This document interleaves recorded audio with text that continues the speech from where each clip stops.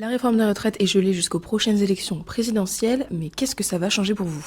Alors déjà, selon le gouvernement, les retraites de plus de 3,5 millions de Français sont très concrètement touchées par la suspension. L'âge de la retraite est figé à 62 ans et 9 mois au lieu de 64 comme prévu par Elisabeth Borne. En parallèle, le nombre de trimestres nécessaires pour partir à taux plein est arrêté à 170. Pour ce qui est des conséquences directes, les premiers gagnants de cette suspension sont les personnes nées en 1964 qui ne bénéficient pas déjà du dispositif de carrière longue. Selon les syndicats, on parle d'environ 600 000 personnes qui, avec la réforme, devaient partir en retraite à l'âge de 63 ans. Avec la suspension, ils gagnent donc 3 mois et seraient retraités dès octobre 2026. Les personnes nées en 1965 pourront également partir plus tôt que prévu avec la réforme, et donc à l'automne 2027. Cette suspension change également les choses pour les personnes qui sont nées en 65, qui gagneront 6 mois sur leur retraite et pourront partir dès l'automne 2027. Quant aux personnes qui sont nées en 1966, c'est même 9 mois de gagnés sur la retraite.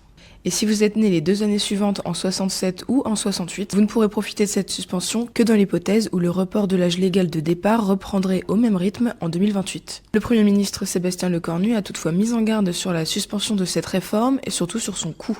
Il est estimé à 400 millions d'euros pour 2026 et 1,8 milliard pour 2027. Il a ajouté que cette concession ne pourra pas se faire au prix d'un déficit accru et qu'elle devra donc être compensée par des mesures d'économie.